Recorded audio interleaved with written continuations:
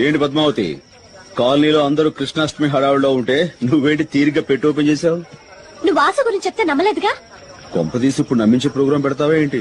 నిన్ను నమ్మించాల్సిన అవసరం నాకేం లేదు, కానీ నమ్మిస్తాను. అది సరే గాని పద్మావతి, ఈ సదరు వాసు అనేవాడు ఏం చేస్తుండేవాడు? Recording dance. Recording dance. ఓహో, అనుకున్నాను. అందుకునేనా నీ చేతి రాంగ్ స్టెప్ ఇచ్చాడు? రాంగ్ స్టెప్లేం కాదు, కరెక్ట్ స్టెప్లే. అసలు నిజం చెప్పాలంటే వాసుకి ఏ హీరో వేషం కడితే అచ్చా ఆ హీరోలో స్టెప్లేసేవాడు. అసలు సినిమాలో చేరుంటే ఎంత పెద్ద హీరో అయ్యేవాడో తెలుసా? పాపం. ఇప్పుడు ఆ పని మీదే నీ 7 వారాల నగలతో చెన్నై చెక్కేస్తుంటాడు. ఏం కాదు, నువ్వెప్పుడు వాసు గురించి ఇలాగే చెప్తావు. వాసు ఎంత ఘాటుగా ప్రేమించాడో ఈ ఉత్తరాలు చదువు. అబ్బో, చాలా ఘాటు ప్రేమ. ముక్కు పుడాలు అదిరిపోతున్నాయి. నువ్వే వెగతాళి చేయక్కర్లేదు. వాసుని